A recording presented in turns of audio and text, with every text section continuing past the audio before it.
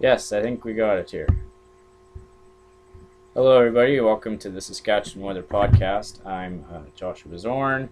Joining me is my co-host, Katie Nymanen. And we had a little bit of a technical delay. Um, but for just a second here. I'm going to have to turn off my video, but you can keep yours on.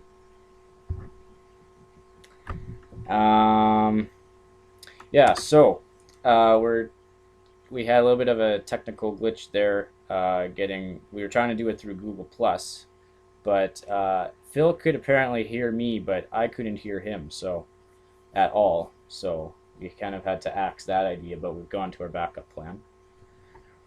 Um, before we bring Phil in, we're just kind of talking about. I was talking about the website, but I don't think I had the audio going. But we just released the new homepage of the website, and that is as well as the new podcast page.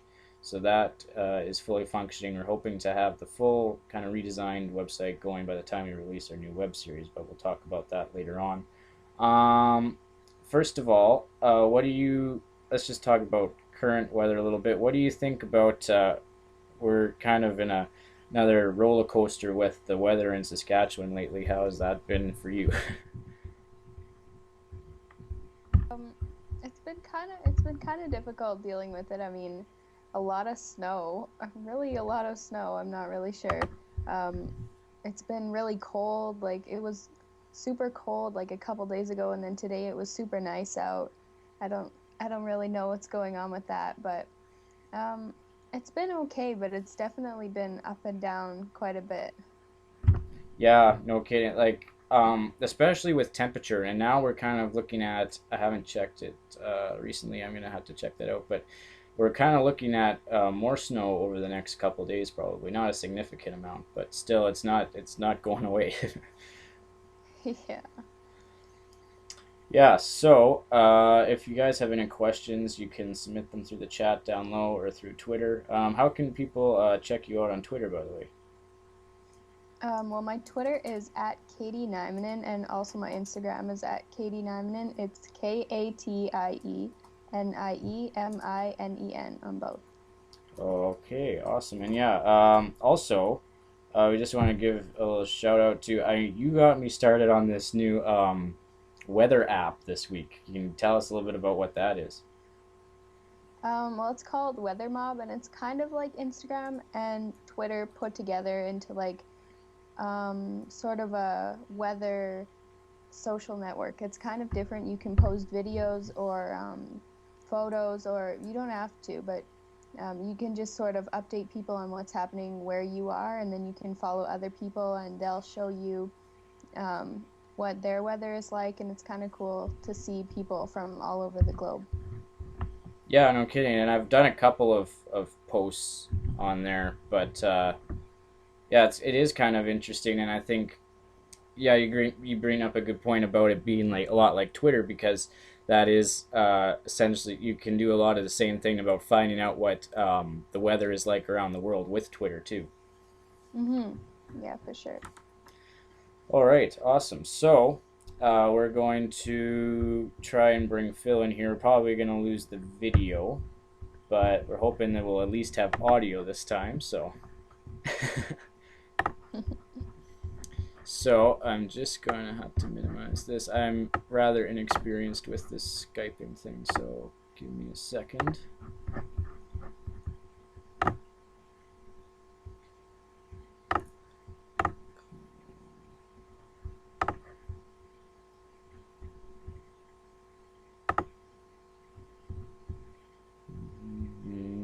Okay, here we go. So we're going to call up Phil Skinner now from New Zealand.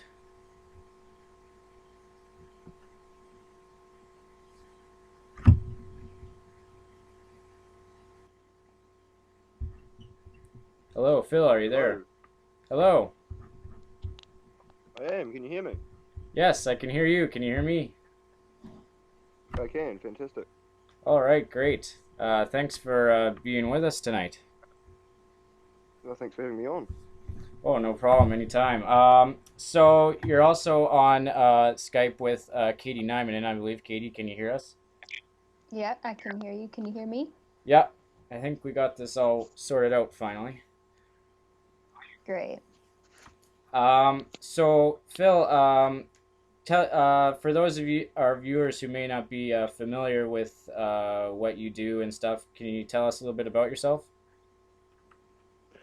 Okay, well, I'm a studying meteorologist through SAC colleges. In the last in the last summer we've just had, have at the moment, I've been just getting into a bit of proper chasing, and my partner's an avid photographer, so we've sort of added those two together, and I've been doing all the model sets, and she's been doing the major part of the photography, and pretty much just studying as much as I can about weather and following anyone else who's interested in the same sort of thing, and learning about worldwide weather is probably one of my favourite things about the whole sort of learning process. Hmm. Definitely. Yeah, I think worldwide weather. I mean, there's a lot of similarities in different parts of the world, but there's a lot of very varying things when it comes to the seasons and stuff. Yeah, absolutely, absolutely. So, Yeah. I mean, for example, we don't see sort of a large area of weather.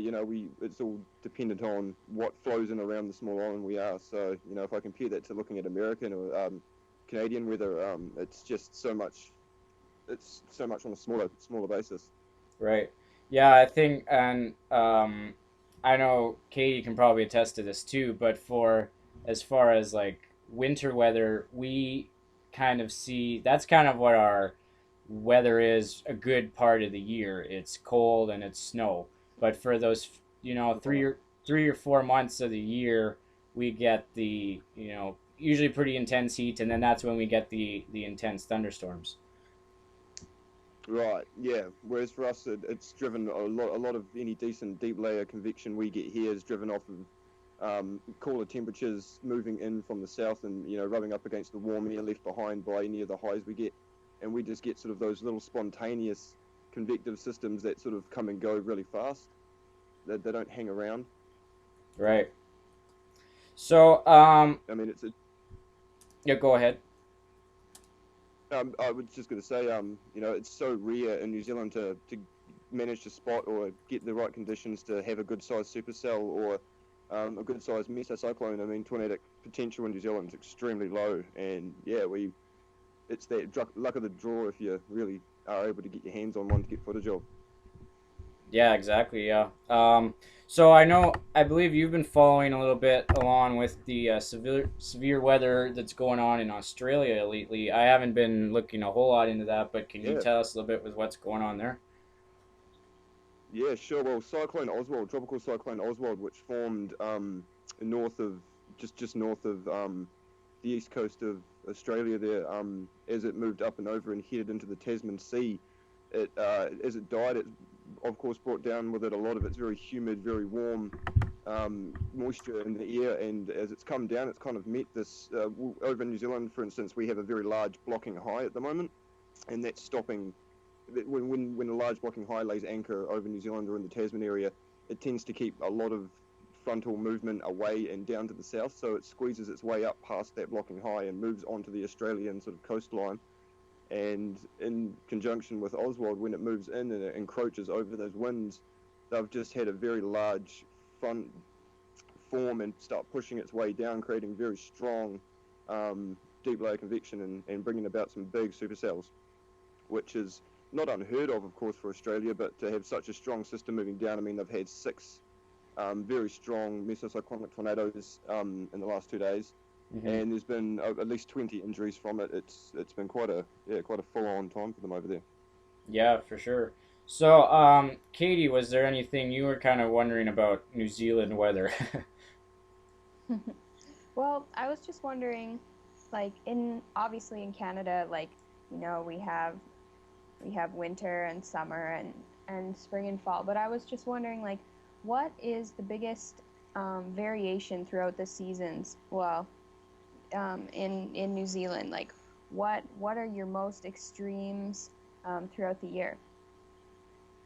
Yeah, that's a good question because, like in the overall, the biggest change you'll notice will be really warming, moving from the warmer to the colder times of the year. Sometimes, like for instance, this year we've had a really out of queue summer, and for the last sort of 3 or 4 weeks, close to a month roughly, we've had spring moving in. So a lot of the spring pattern flow moving in, bringing a lot of cold and wet and yeah, just very rainy fronts moving up from all the temperate cyclones down south. And because we're just such a small island and amongst all of, you know, got the tropics just above us, we've got the Arctic just below, and then off to the west we have Australia. We can end up with so many random events that can change around the weather during the season. So it really can, it can just depend. I mean, we can get those really, really cold, sort of semi-bad snowstorms sort of around some areas.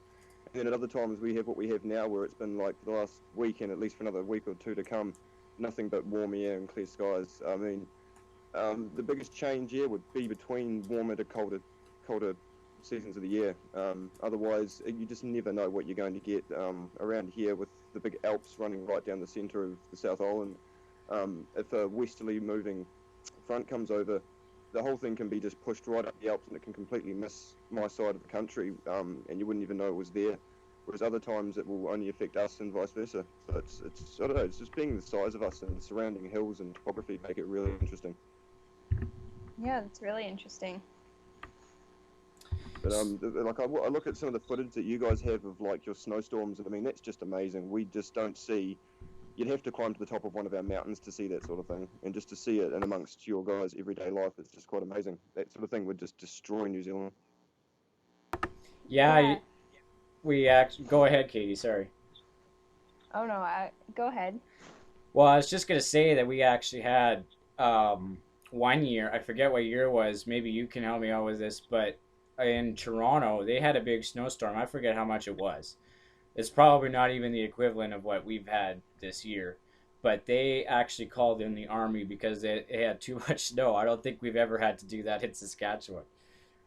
Oh, that's Wow, that's amazing. Yeah, amazing. like a couple years ago, um, like it was amazing how much snow we got in 48 hours. Like we probably, like, no joke, had about 3 feet of snow and drifting up to like 5 feet of snow. Like my door was snowed in, and it was just like the next day you had to go to work, you had to go to school. Like no change in schedule, not at all. You were still expected to be where you had to be the next day. It was just it was just a normal day. But I was amazed. Like there's no snow days here. Other places, like for example, I heard like England had a couple inches of snow and everything was canceled, and everything, work was canceled, school was canceled, and here we had close to 3 or 4 feet, and it was just, the next day was okay, back to work. Yeah, yeah. See, we'd get snowed out here really easy. If we were to see something like 3 or 4 foot of snow here, it would stop so much of everything. Especially with the fact that, our main road, like for me to drive from here to town, we live in a small area. It's only got about probably maybe 600-700 people that live in this little township here, and it's about a 20-minute drive from here to get to the Blenheim township, and you've got to like drive over mountainous hills. Like it's not huge, but enough that if there was to snow that deeply there, you just wouldn't get from here to town. They would literally shut all the roads down. You wouldn't be able to access anything. Yeah. Yeah, so obviously in with winter weather there, do you guys so where you live, you typically don't see snow, right? It's more just in the mountain regions, is that correct? Yeah, here on the east coast, because we're like very close to the ocean, you tend to get the flow of the more snowy stuff moves up the mountainous areas and in the in the center of the sort of islands. We got, I think, maybe 3 inches of snow or something last year, and that was like really amazing here. It was just out of a pretty decent little snow flurry. We had storm come over, and that to us was like amazing. We had to get photos and dance around in it and everything. But otherwise, yeah, no. The lower south being so close to where all your temperate low fronts move in and whatnot, they do tend to see, they can get a good 4 or 5 feet of snow, but again, it's not long lasting, and it doesn't come down in a really severe storm kind of way. It's normally very gentle. Okay, yeah, that's interesting when you say it doesn't. It's usually just a gentle snow, right? Not usually. Yeah, It's rare to see a big snowstorm. yeah. A blizzard per se would be not something you'd find moving over the land, like maybe around the mountains, sure, but no, we don't. We get those gentle, almost like very consistent sleet. Okay, well, so moving on, I wanted to kind of put this question to both of you. What do you just kind of either in a meteorological or non-meteorological standpoint? What are your kind of prognostications? Do you think we'll start in the U.S. for storm season? What do you think? I know last year was kind of a more below normal for tornadoes, but what do you think we'll see this year? I think You it's going can to be go really ahead. intense.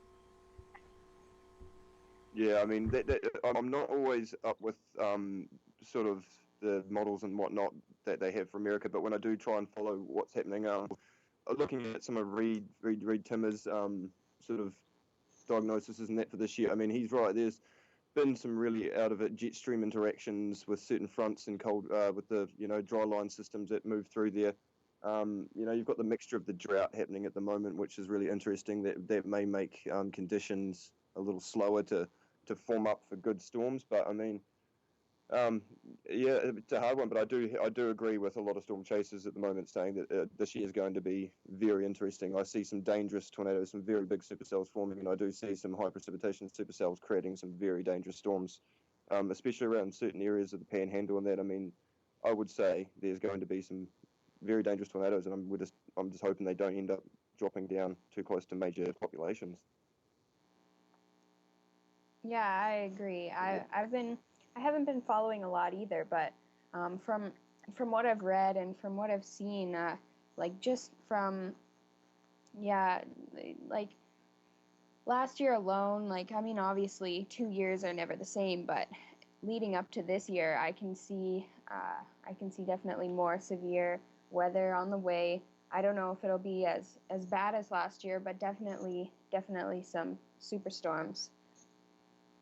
Yeah, yeah, and it's that factor too. I think of it won't necessarily be quite as maybe yeah, the amount of tornadoes may not be so large, but the what's generating these storms that will be coming in will probably be helping them really form big. So there'll be some very big storms. Yeah, and I think another good point is how there's um, the where a lot of chasers in the U.S. are excited for seeing big tornadoes, but at the same time, we don't want any of these tornadoes to be near populated areas. You know, the perfect chase scenario for any chaser or meteorologist is a great supercell over an open field with no populated areas nearby, right? Exactly, exactly. And I think one of the hardest things too is if you do have a major tornado moving into a populated area, it then makes it really difficult for the chasers to be able to, maneuver the town and sort of help people or get the warning out fast enough. It's that factor of just makes yeah, it changes everything, doesn't it? Yeah, it does, especially when you're dealing with those near populated areas. I mean, calling in those reports has to really become your number one priority. Yeah, for sure. So, Because I mean, sorry, go ahead. I was just going to say, I'd watched one of the Joplin documentaries about the major tornado they had there in when's that 2011, and it's just incredible showing that when you have such a large maxi wedge making its way through such a large township, even with all the warnings you can get out and everything, it still makes the safety issues still just way through the roof with such a large tornado and people not having the money to have safe places. The idea of putting public shelters in seems to be a really good idea, but there's also people saying that they don't think it's a good idea, that it takes away their freedom. And I just don't, Oh, yeah, come on. You know, yeah, people like public shelters. That's something. Like people's lives are in danger. Like I know like there's some people who obviously can afford to protect themselves and go evacuate. But for the people who can't afford to do that, for people who can't afford to either have their own shelter or get away in time, like it's a really great alternative for them. And I think people saying that it's taking away their freedom, like if you don't want to participate, you don't have to. You can go evacuate yourself. But for the people who need that space for protection, I think another human being to another human being, a life is a life. Like it's a great Yeah, idea to I have agree. public shelters, I think. Definitely, especially in like places like Dallas and all the Panhandle area. I mean, it's that everyone goes, oh, we don't see them often, and it may never happen. And it's just like it's not a matter of if, it's a when. So you can never be too prepared. Eh? Yeah, exactly. So I don't know, Phil, if you had a chance at all last year to if you saw any of the stuff that we had in Saskatchewan, kind of later June, July, August. Did you see any of that footage? No, not properly. I was going over some of just through a blog site I was looking at. It had quite a bit of in comparison of tornadic weather and storm weather to the actual lower states area, and I actually never realised just how severe a weather Saskatchewan's area, even like around Saskatchewan or anywhere in Canada for that instance, they you guys do have quite strong supercell potential there. And old Canado Greg, he got some incredible footage and. It's just quite amazing seeing how strong they are over there. Yeah, for anybody who's watching is not familiar with Greg Johnson, you can go to his website, tornadohunter.ca is the address. And yeah, he was kind of one of the guys he was on just about every storm I think that we had up here as much as he could this past year. And he's got some great photos and some footage on his website there as well. And yeah, typically we start to see there's always throughout the summer there always seems to be the risk for thunderstorms, but sometimes the more severe stuff compared to the U.S. doesn't come until later on because the U.S. tornado season can start as early as March, April. Right, right. Do you tend to see many like have you yourself around your area? Is it common to get super cell thunderstorms even if they don't potentially drop tornadoes? Actually, it is quite common that we will have severe thunderstorms around. Usually, the biggest risk is high, wind gust in excess of 100 kilometers an hour. Pea-sized, loony-sized hail, stuff like that. But this year, Yeah, I was similar one. to Yeah, and this year was one probably I think one of the worst years that I've seen as far as tornado potential. It was really just week after week. There was another front moving through, and we had these severe storms with tornado warnings on them. right. And did you see any? Were there any close by your guys' area? Any tornado touchdowns last year? We had one near I think it was Moose Jaw, right, Katie? Yeah, it was Moose Jaw. I remember that. Yeah.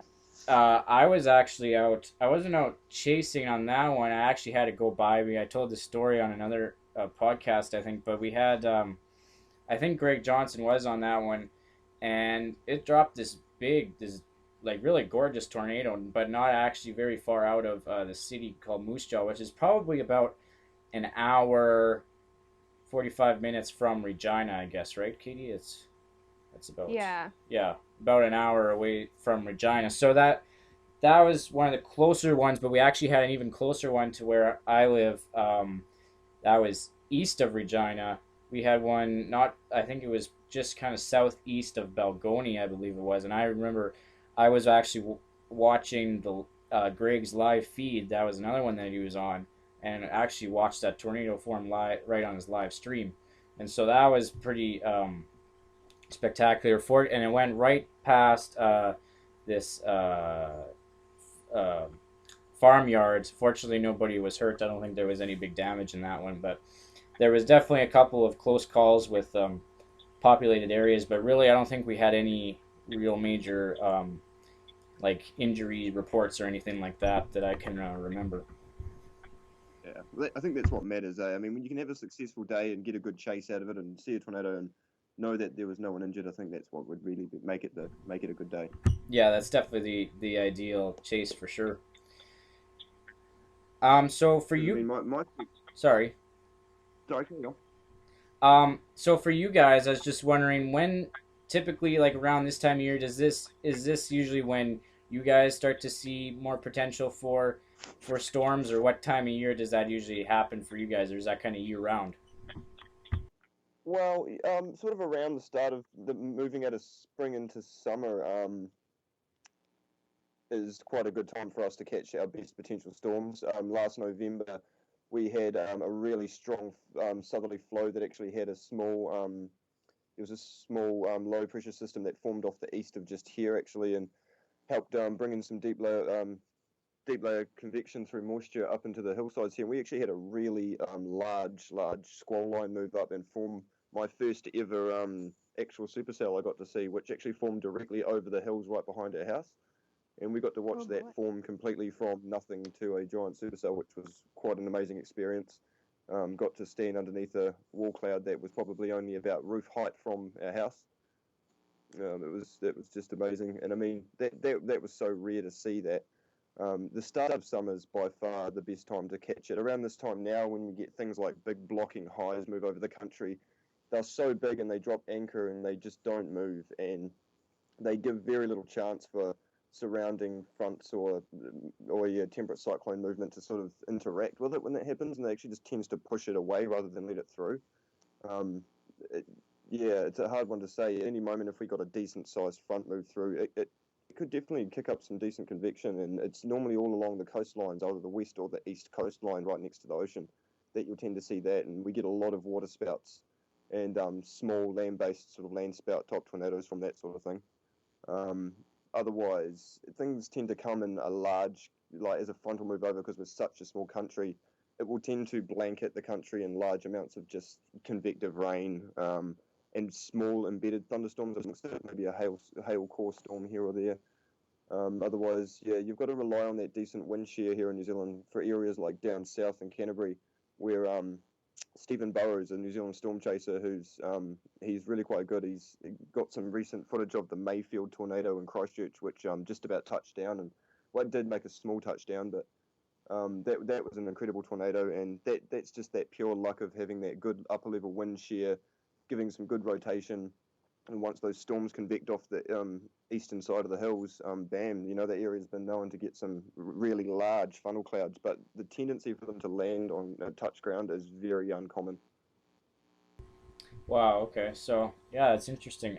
Just want to give everybody who's watching, if you have any questions for Phil, myself, or Katie, you can do so on Twitter, or through the chat, which is right underneath the live stream player. We can take any questions anybody has. We'd love to do that. So what else was I gonna say? What? So you told the story kind of having that big supercell form right over top of you. Was that last? Yeah, That was last year, right? yeah, that was late November, just before December. It was actually, sorry, no, not that one. That was a couple of months previous to that. It was just as we were starting to move into summer, and I'd only been sort of full time studying for a couple of months when that happened, and we were sitting outside, and yeah, you just couldn't miss it in a small place like this. We're surrounded in mountains and gullies here, so you just never know what the weather's going to do. But yeah, that was late last year. That was one experience I'll never forget. So was that out of last year, or let's just say, kind of in all of your experience? What would be your favorite storm that you've ever chased? We'll put that question to you. My favorite would have to be either that system because of how close we got to it and how we got to feel the RFD winds of the funnel cloud that went over top of us when it happened. The funnel cloud went directly over the top of the house, and I pointed it out to my partner and said, "I think we should maybe head inside things as it's coming directly over our place." And her and of course her friend were like, "No, no, no, we're going to sit out here underneath it and watch."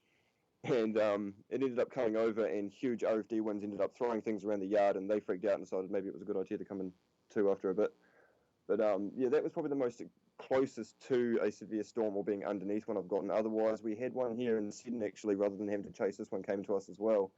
And it was a huge, I've got a good photo of it on my website, a huge rotating wall cloud dropped down from it and actually looked like it had the potential to form a tornado, but it never did, unfortunately. But that again was probably the most buzziest experience I've had. and chasing so far. Katie, was there anything else you wanted to ask? Um, no, that covers it all for me. Phil, I'd like to know. oh, sorry, go ahead.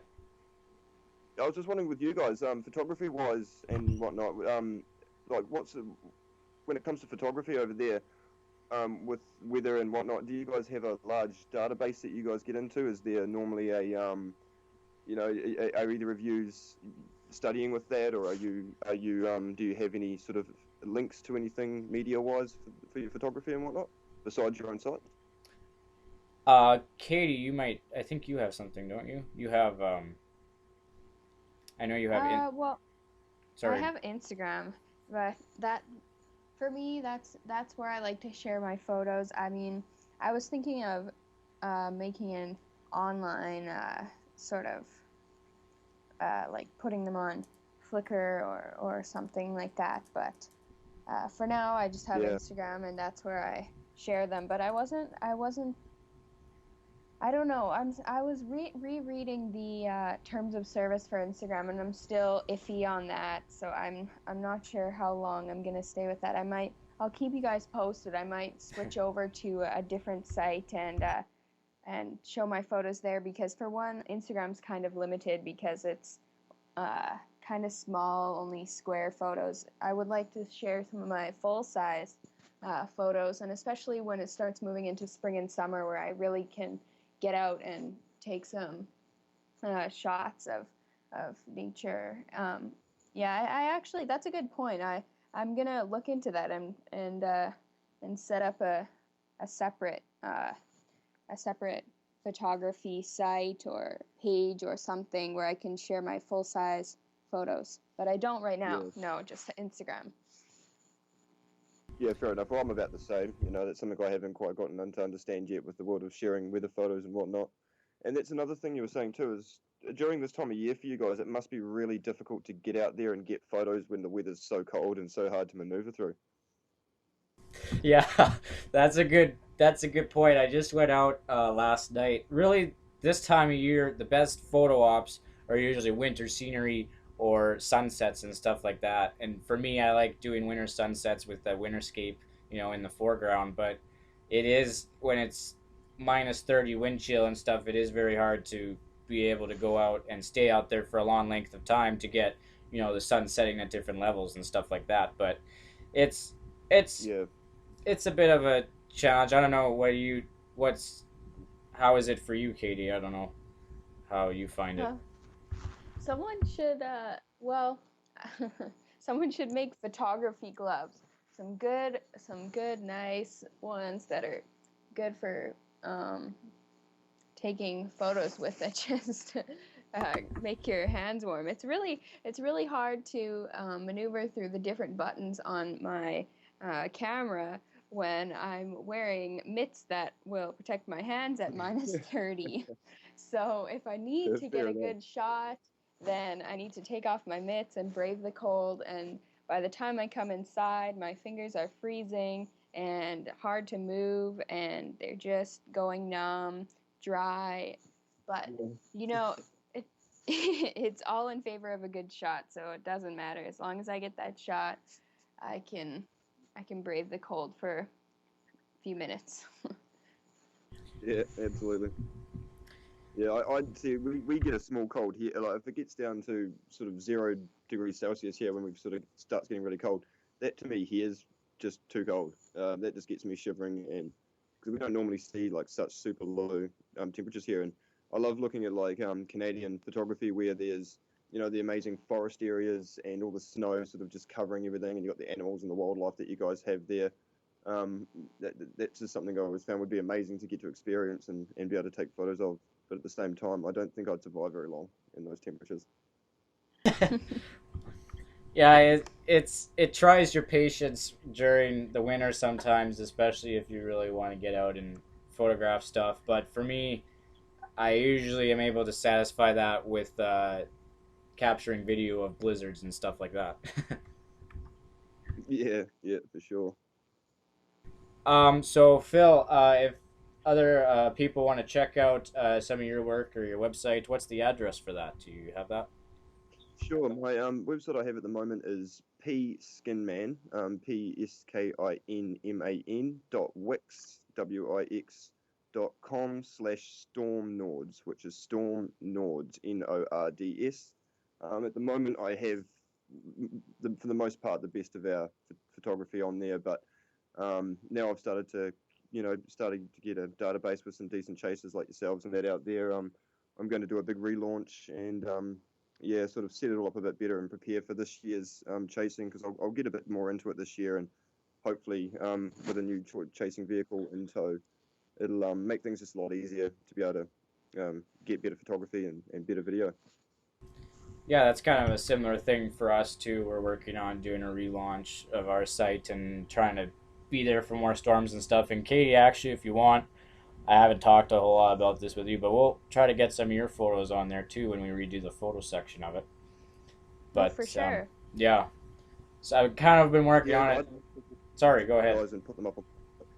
Oh, sorry. I was just saying I'd love to get some photos from you guys and sort of put them out on New Zealand sort of websites. I know there's a lot of friends I have, and I show them just a few photos from you guys, and to them, they just don't notice just how different the weather is and the world is around. And I'd love to be able to share that sort of stuff on my site.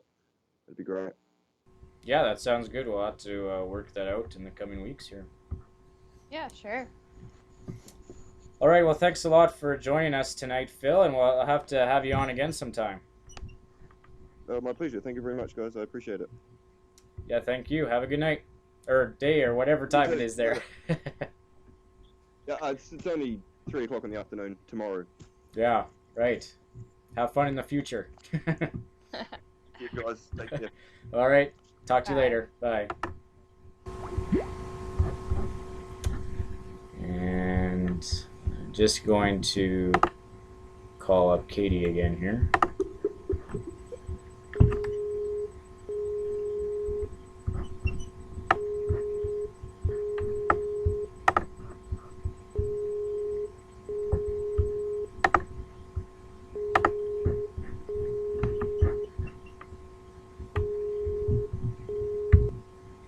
If she answers.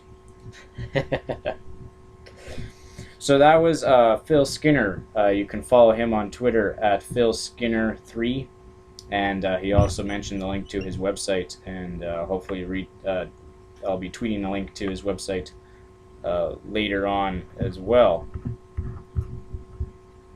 And trying to get a hold of Katie here.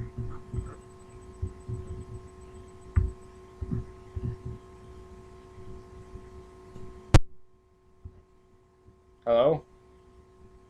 Hello. Sorry, I intended just to hang up Phil there, but then it didn't quite work out on me there, so. So that was kind of interesting, eh?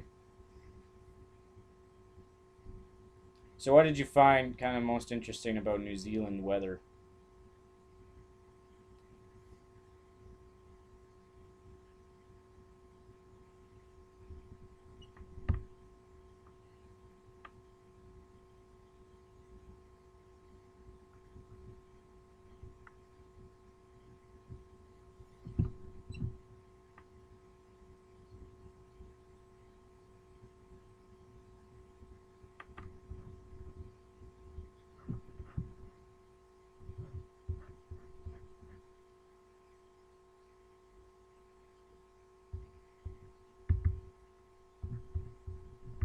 Inconsistent.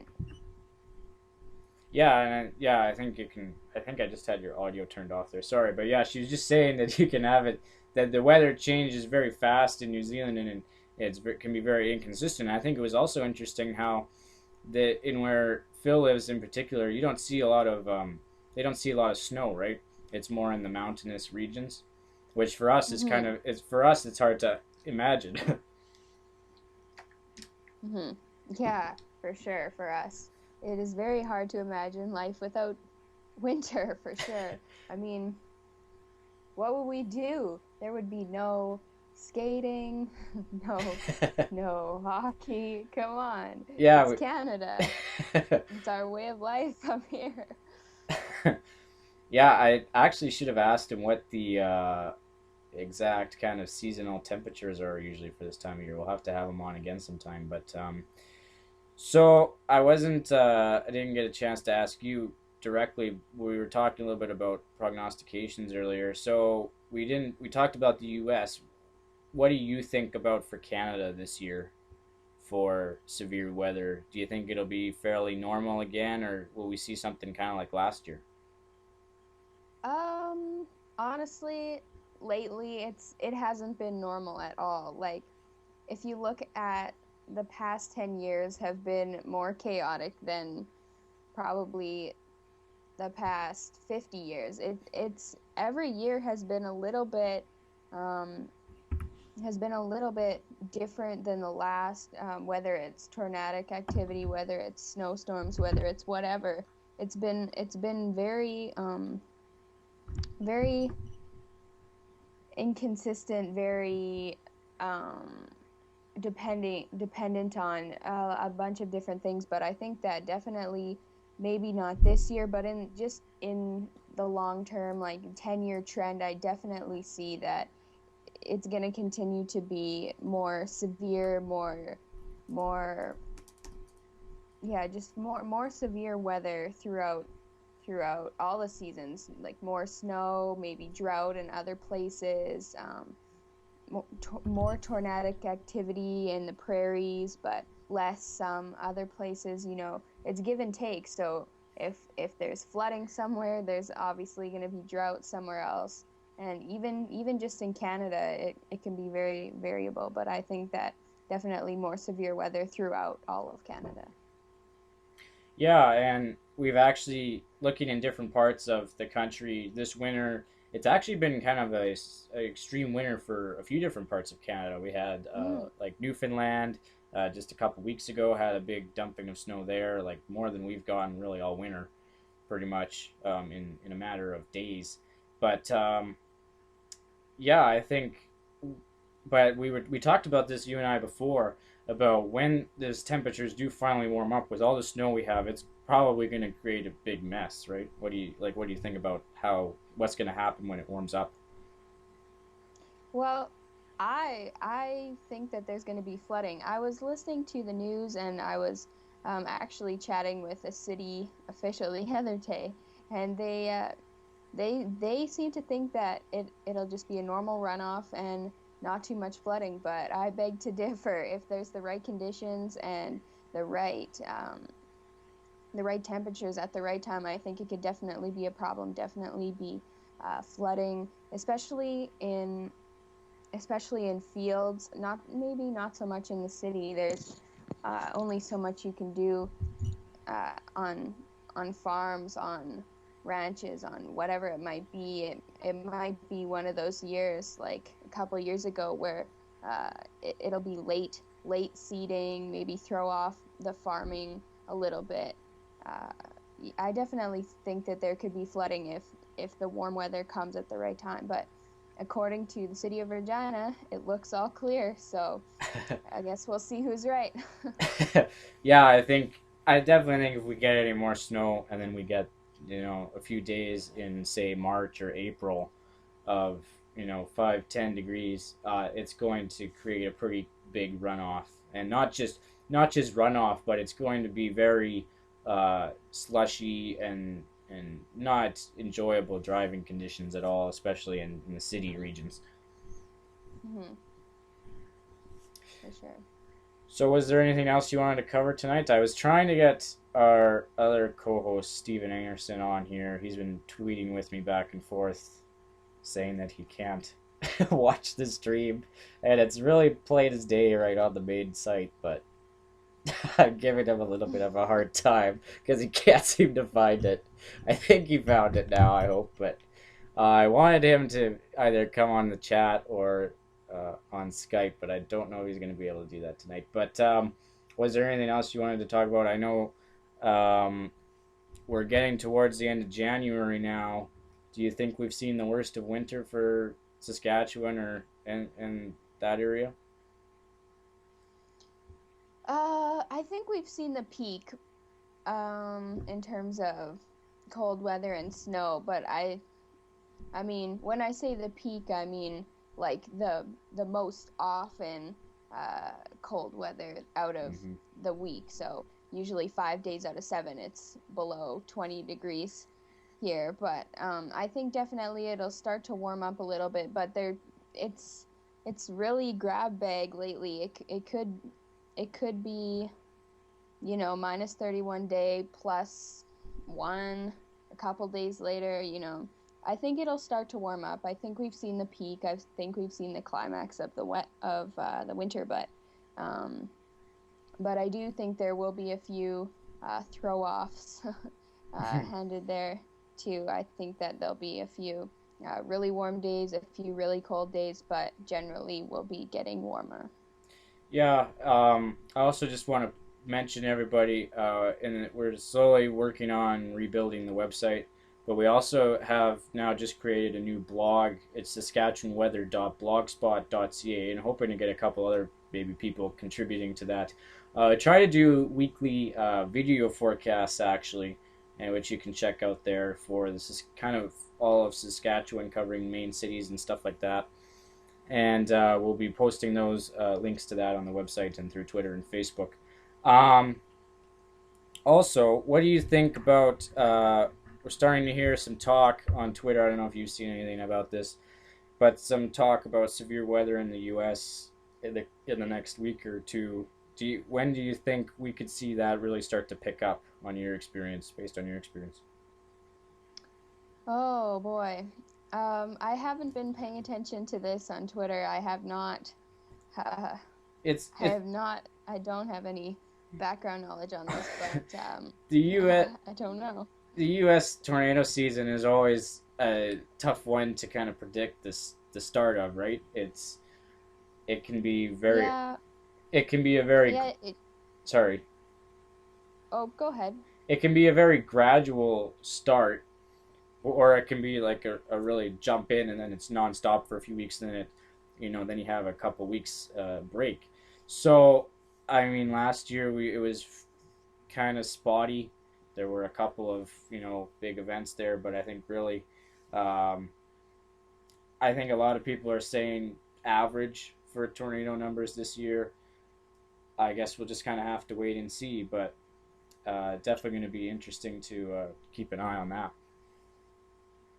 Yeah, for sure. It does. Excuse me. It does generally start earlier than Canada. So I think any time now, really, um, maybe starting, you know, March, April-ish is usually when it um, really starts to get bad, and you see those supercells coming down through Tornado Alley, through Missouri, Kansas, Texas, Florida, even. Um, it Yeah, I definitely think that it might be slow start. It might be a slow end, but I think there'll definitely be a few supercells thrown in there. But like Phil said, hopefully it won't be by any populated areas. Yeah, definitely. I just wanted to bring up what we were talking about, kind of the temperatures over the next few days in Saskatchewan. I looked up Regina, and tonight actually is kind of interesting. We have light snow beginning near midnight, as well as mixed with ice pellets overnight. Oh, ice pellets. Ice pellets, and then tomorrow we're supposed to have 2 to 4 centimeters of snow. So yeah, the snow is we're not at the end of the snow just yet. No, that's something I was wondering about. Um, I can't remember when it was. Was it last week or either a week ago or a couple weeks ago? It was minus 10 outside, but it was raining. I couldn't figure out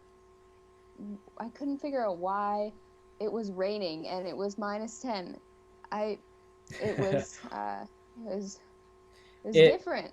Yeah, it's a cool surface temp, but up in the air, where that rain's dropping down, it's such a warm air.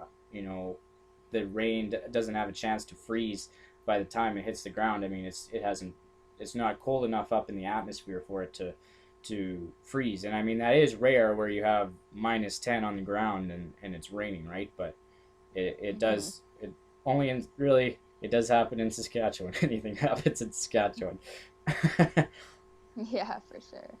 One other major weather event we had this past year was Hurricane Sandy, and Hmm. what were I don't know if you've probably seen some of the you probably saw some of the images from that. Um, what is your take on how we talked about tornado shelters actually a little bit earlier? What do Hmm. you think about how stuff like that is handled right currently? With hurricanes and disasters like that. It's sort of iffy. In the place, like obviously New York was not prepared for something like that. New York, New Jersey, the whole um, northern east coast of the United States was not really as prepared as some of the lower states like Florida are sort of prone to seeing more hurricanes than New Right. York. I definitely think that they need to like New York did a good job of organizing themselves as soon as Sandy hit, but I think in terms of being prepared ahead of time, there needs to be something put in place in the northeastern states. I think the north or the southeastern states have got themselves together, but I think the northeastern states need to come up with a faster plan, a safer plan, and an easier way to get people out faster because I think a lot of people were sort of shell shocked and didn't really know what to do or where to go. Obviously, New York did a good job of cleaning up and helping people after the fact, but I think there needs to be a little more preparedness before the hurricanes hit. So do you think, obviously in Saskatchewan, we hurricanes are kind of a rare occurrence, For but sure.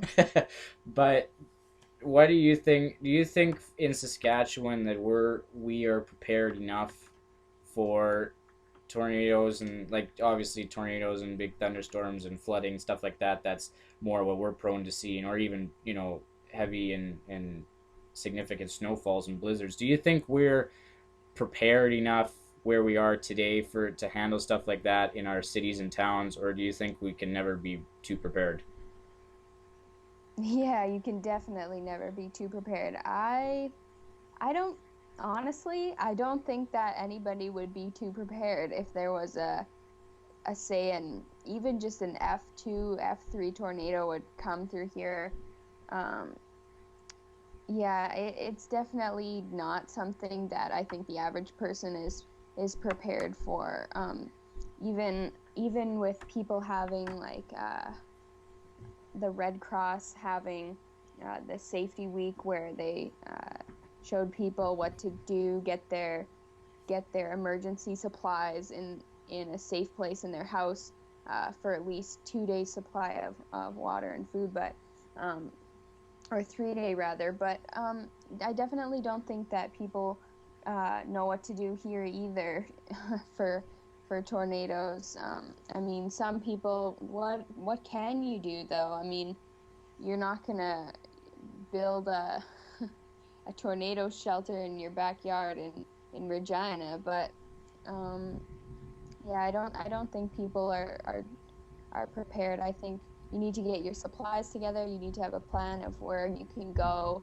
Um, you know, you can't count on the government or the city of Regina to do all the planning for you. I think there's some things that you can do yourself to get your self prepared. You can go on the Red Cross's website to see more about that. But yeah, I don't. I think if a tornado hit here, we would be pretty worse off. We would be pretty bad. Yeah, obviously we had a couple of fairly close calls with tornadoes and stuff this year, but definitely hope that we don't have to be in a situation where that something like that happens where we have to use those emergency measures. But obviously we have to be prepared for stuff like that because we may not live in the middle of tornado alley, but we are in a position where uh, that stuff like that does happen, and we do get storms that come up from the U.S. You know, we are kind of on the northern edge of Tornado Alley, and we saw, you know, what can happen here last year, and I think that was a bit of a wake up call for a lot of people as far as how warnings are issued and how the word gets out about, you know, severe weather events. And I think it was a great job overall, I felt, by different media. I think the media were informed well by storm chasers and spotters, and chasers and spotters were also passing on info through social media and stuff like that. And that, I think, definitely could very well have, you know, if it gave somebody, you know, just one person, you know, extra time to be prepared or get in the basement or whatever, you know, it's all worth it, and it's all important. Yeah, that's a good point. Social media is a sometimes is the connection between the weather and the people. I mean, obviously, uh, news stations do what they can, but not everyone is watching, the TV, or they can't news broadcast all the time, obviously. So I think people these days are pretty well always checking, Facebook, Twitter, whatever it might be. And watching live weather feeds can really bring the realness to the situation. So I think if people can see it with their own eyes and hear it from people that they know and that they follow on Twitter, or whatever it might be, that can definitely save lives, I would say. So that's that's a way to be prepared. Follow meteorologists, follow storm chasers on Twitter, and you'll get updated and maybe even save your own life. Yeah, definitely. And another good resource is for people to have, especially during storm season, is have uh, the especially since a lot of that stuff is done through mobile devices right now. You know, these days, it's a good idea to have, whether you're in the U.S. states or New Zealand or whatever. It's a good idea to have a link or a shortcut to your local weather warnings Mm. page, right? Yeah, that's a good idea. Because Yeah. some you may not have access to TV, you may not have Twitter or Facebook, or you may not even have a radio, which we'll talk about maybe radios in a second. But to have, you know, those warning pages are there for a reason, and I think if you can have quick access at them, they can, you know, that's a real public education, because a lot of people, I don't think, know. They maybe know that that stuff exists, but they may not know where to go for that. And I think it's important to make make sure that that information is as as accessible as it possibly can be for everybody. Hmm. What do you think about? Uh, do you think that radio warnings have a big part in stuff? I know there's, you know, weather radios are more common in the U.S. In Tornado Alley, but I know that this year radio stations were really providing a lot of warning coverage. Do you think that that's can be more often than not um, more crucial than social media, or do you think that it's more of a just for people in remote areas? I think that it is a good tool for people in remote areas, but I think radio is definitely something that is that shouldn't be abandoned. It's good for people who are, for example, traveling, for someone who's in their car traveling from wherever it might be, Calgary to Regina, or Regina to Calgary, or Regina to Winnipeg, or I don't Mm-hmm. know, wherever you are. Um, Tuning into the radio, like a lot of people will listen to music or listen to news on the radio, but if they warn you on the radio, it's definitely a good warning for people who are traveling, for people who are driving. I know people wouldn't be driving in the middle of a tornado. Well, hopefully you wouldn't be driving in the middle of a tornado, but Yeah. um, it can warn you of areas to avoid, maybe give you an alternate way of getting to where you want to be. But I think it's a good thing for people who are traveling to keep you updated in real time of what's going on in areas that are close to where you're traveling to. I don't necessarily think that people are going to tune into the radio if they're at home, but maybe you do. Um, but I think it's a good resource for people who are traveling. Yes. Yeah, and especially people who are traveling or even are out camping and stuff like that, because they're That's a camping. good point. Camping is a real common recreational thing in our province, and it's a there are a lot of people. There's a lot of times, and that happens. The peak year times a year are usually when we see those storms, right? Peak times for camping are when we can see those storms like that, Hmm. severe weather. So yeah, and I find also that I think local TV, um, they can do bottom, tickers and stuff like that, but I don't think we have the same. I don't think most of our local TV stations are set up to cover severe weather outbreaks like stations in some of the states are. So Yeah. I think that tuning into the radio is probably a lot of people's first responses when they hear of or they see severe weather maybe on the way, and I think that is a good common practice to get into. Hmm. What do you think? Yeah, I definitely think radio should stay on people's list of resources. It's really yeah, it's a great thing. Yeah, so if you guys have any questions, you can submit them through the live chat. We're almost out of time here, but we're just kind of having a good conversation about warnings and stuff like that.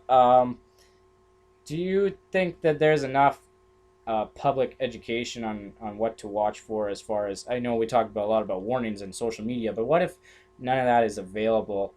Do you think that we'll stay in Saskatchewan? Do you think that there's enough public knowledge for among most adults or young adults that of what to look for in severe weather? Or do you think there has to be more public education on that? Mm, yeah, I think there needs to be more public education on that. I mean, people know where to look, and uh, you know, people know where to go in terms of websites or whatever. But I think that people need to understand how to interpret the information that they're given, because sometimes things given in meteorological terms are kind of hard to understand for the average Joe. Um, I think that definitely people like they have access to the information. It's there, but I just think that there needs to be more education on how to interpret what you're given, how to understand um, what it is that they're trying to tell you, and how to really comprehend what what it is. So comprehend whether if it's just a nice day, comprehend the realness of a severe system. So I think that people need to understand how to use what they're given. Yeah, and I know there's a lot of stuff like that in the U.S. where they can have uh, that there are a lot of storm spotter clinics and stuff like that, and that is very important. And I've been able to kind of interact and meet some people through Twitter across different parts of Canada who have can warn training and stuff like that, and I think that's really important. But I think having that basic weather knowledge is Hmm. is really um, Yeah, because there's only so much the weather people can do. I mean, they can give the information, but if your audience, I mean, you can give it in terms that are relatively easy to understand. But if you don't have the basic weather knowledge, you're not going to understand what's really going on, and what to look for, and yeah.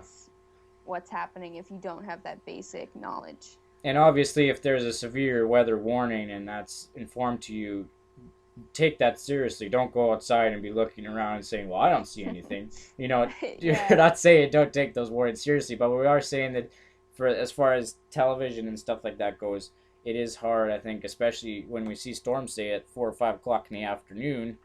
Some that, there might not be very many people on TV watching TV at that time No. of day, right? So that's where radio and social media really plays an important role. Yeah. So, going back to kind of what we've seen this winter, uh, do you think that this is the worst winter that we've seen in a number of years? How would you compare it to last winter, for instance? Last year's winter was surprisingly mild that I don't remember much of it. It's Yeah, it's all kind of a blur, I wasn't it? I really don't. I remember getting a tiny bit of snow. I remember the first snow, and that's about it. I don't remember shoveling too much. I don't really remember fierce winds. I don't remember really much of anything. It was kind of a it was kind of a pitiful winter last year. This year, it's definitely been one of the worst winters. It's comparable with the one from 3 or 4 years ago, where we really got that huge dump of snow. Um, Mm-hmm. but in a cumulative snow and the frequency of times that we've had snow, the frequency of um, and duration of storms have made it one of the worst or one of the best, whichever way you want to look at it, Mm-hmm. winters in quite a while. Yeah. Yeah, first we had the snow kind of blast us early on. Did we? It's all kind of a blur for me. In November, well, I know we got a lot of snow then. Did we have? Was it? We had some extreme cold then too, didn't we? Yeah, we did. Yeah, we did. It it kind of was a nice October, and then as soon as we hit that Halloween mark, it sort of just plummeted. I don't really know what happened there, but the temperature got really cold, and kind of it's been winter ever since. Yeah, and we're kind of in that time of year where we don't always see a lot of snow, but we see those really long kind of deep freezes for long periods of time, right? Yeah, for sure.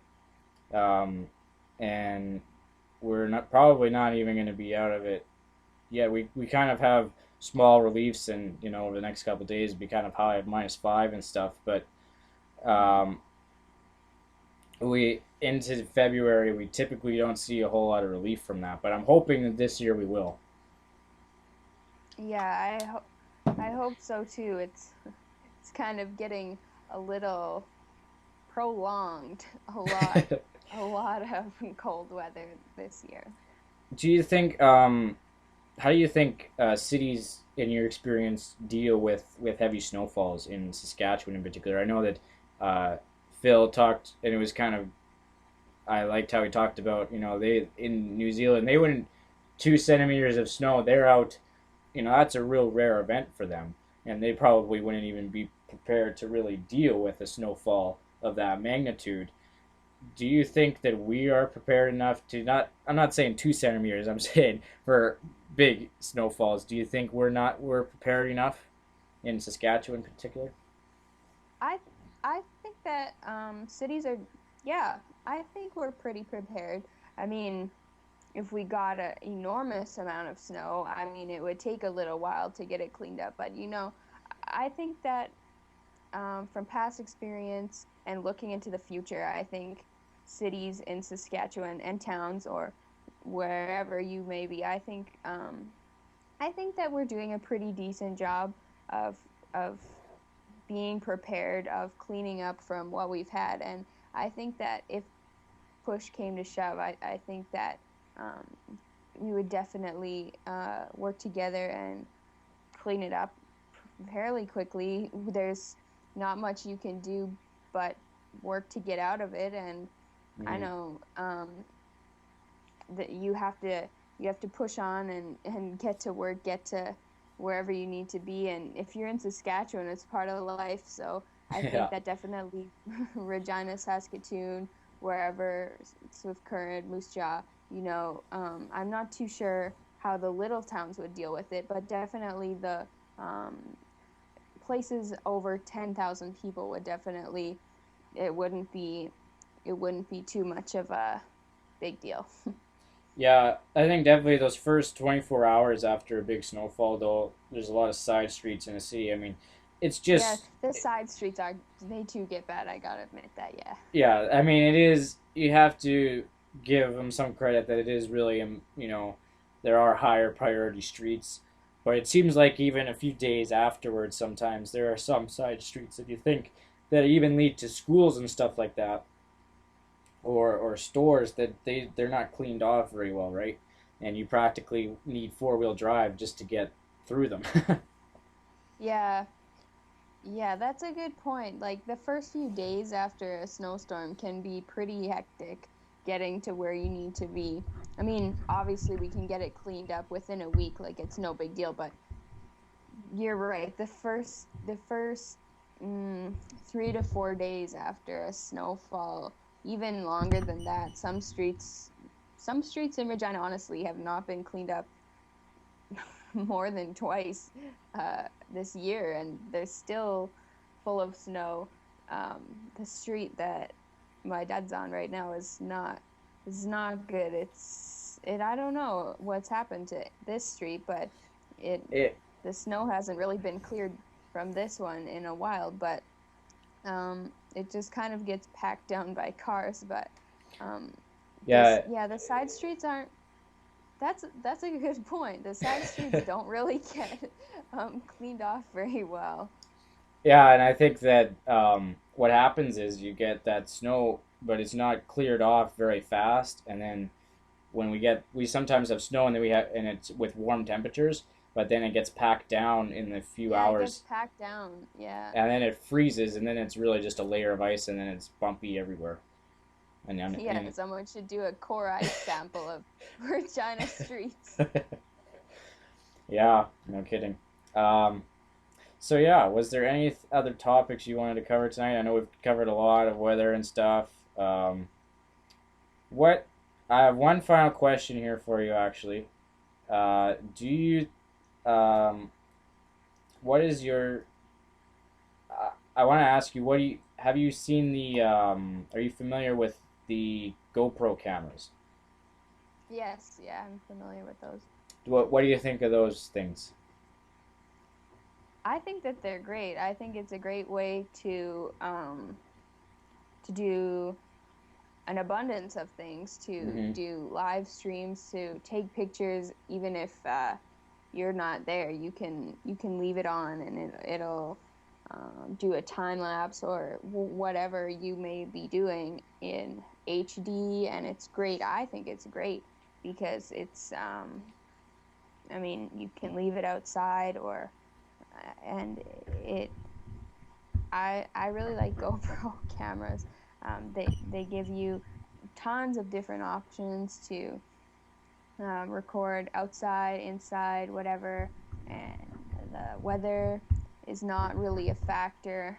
I mean, except for wind, but it can record lots of extreme weather scenarios, and it's really um, it's really helping the weather community uh, do do many things. Yeah, and I like, yeah, whether I think storm chasers and stuff are really able to take advantage of the things that you can do with them. Also, snowboarders and stuff. I think that's kind of the real snowboarders and surfers is the real target market. I think for stuff like that. But just Yeah, yeah. I mean, of course, it's targeted towards people, snowboarders, surfers, people who do four-wheel quadding or whatever, biking, dirt biking, yeah, but or even skydiving, whatever. The I saw a video. It's really I'd, cool, but I'd like to see you go um, skydiving with a GoPro. oh yeah, with a GoPro strapped to my head. You can look cool Yeah, doing just about anything if you have a GoPro on your head. that's right. that's that's what I say to people if I have a GoPro on my head or whatever. That's what I tell myself. Anyway, I know that that's the target audience, but I mean, it's really brought the realness to weather too. I mean, obviously it's made for people who are just doing sports and different outdoor activities, um, but I mean, if you can use it for weather, hey, Yeah, good on you. yeah. And I know I've tried to use mine. I actually really like the time lapse feature on them. Uh, Hmm. because you can actually just set it up somewhere, plug it in, and stick a 32 gigabyte memory card in it, and you're set to go.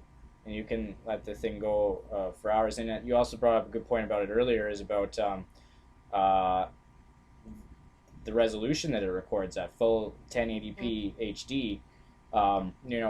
Some things, there are some, especially outdoor things, that it records nicer than regular handheld video cameras. So, Yeah, for sure. and if you aren't familiar with those, if anybody's not familiar with what those are, what we're talking about, you can check them out at GoPro.com. They're really a neat thing. They actually released a third version of those a few months ago, that actually has built-in Wi-Fi, so they're kind of neat to check out. But well, thanks a lot for joining me tonight. I know it was kind of a long haul. We started a little bit late and everything, but thanks for sticking around and chatting with us. Oh, you're welcome.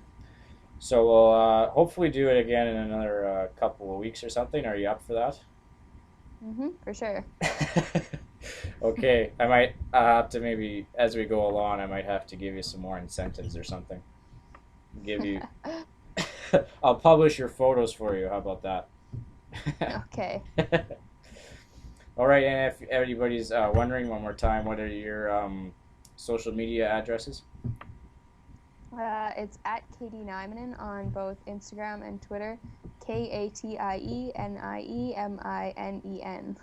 And also, if you go to the podcast page of our website, saskatchewanweather.webs.com, her Twitter feed, Steven's Twitter feed, and my Twitter feed are all actually at the bottom of that podcast page, so you can get links to us on there as well. All right, thanks, and have a good night. You too. Talk to you later. Bye. Bye. All right, so that was Katie Niemanen joining us through Skype tonight. And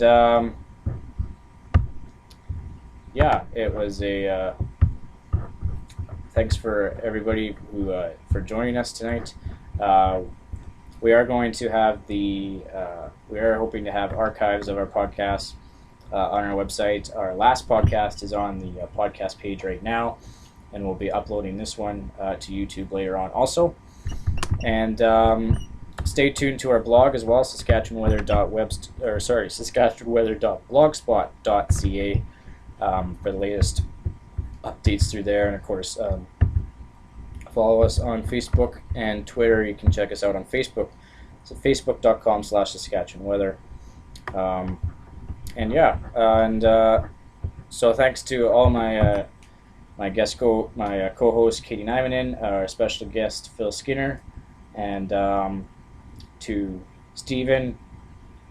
Thanks for trying to watch. Hopefully you did get to watch a little bit, and hopefully you're watching this later on, but we'll hopefully have him on next time.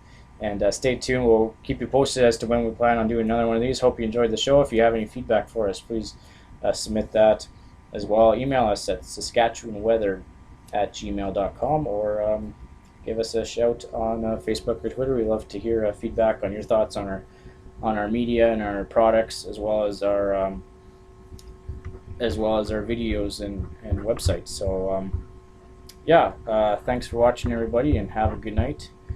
And from all of us at Saskatchewan Weather, have a great weekend.